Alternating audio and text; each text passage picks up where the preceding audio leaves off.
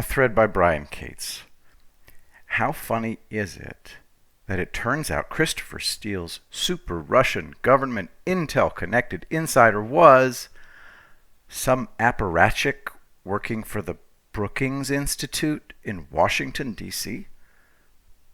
Haven't dug into the timeline of his life yet, but it looks like this guy hasn't been back to Mother Russia in decades. So, how the hell would he be getting key inside info from Putin's inner circle and top Russian intelligence officials if, like Steele himself, he hasn't spent any real time in Russia since he set up shop in D.C. as one of the endless experts, all working for D.C. think tanks?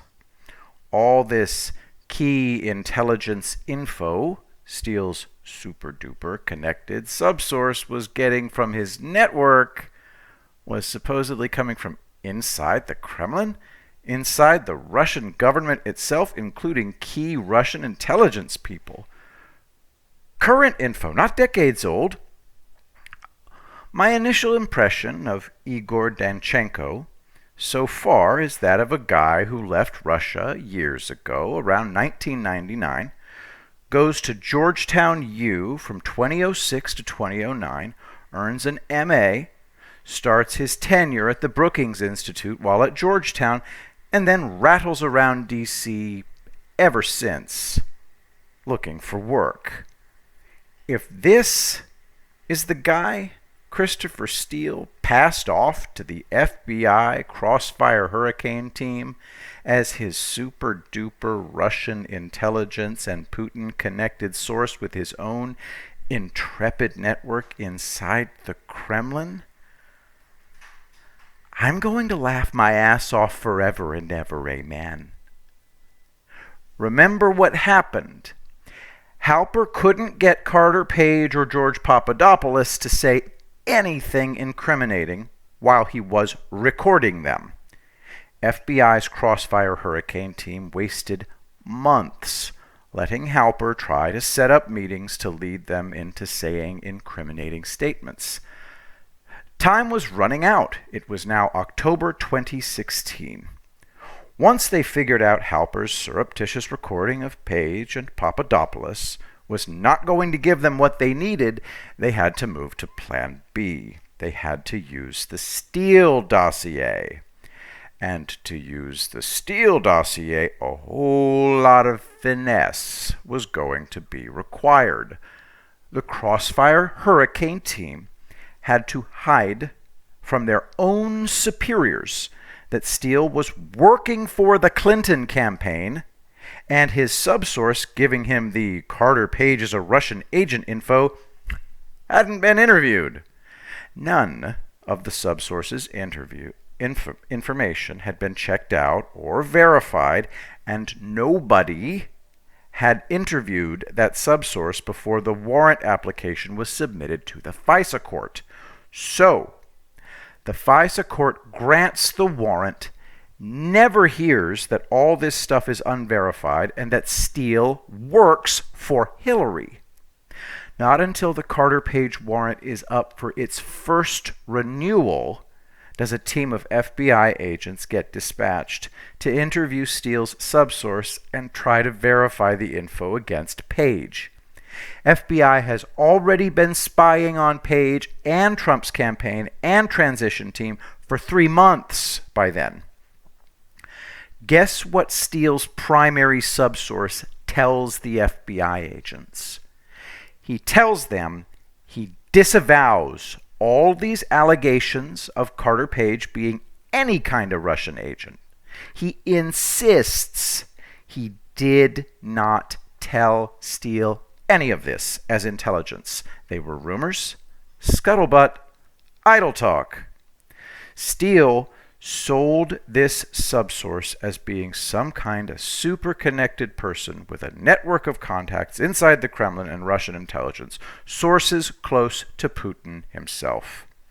And it was all bullshit.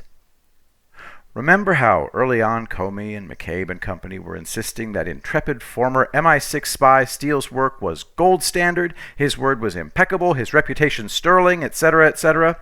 So, none of his sources had to be interviewed. He could be the source himself.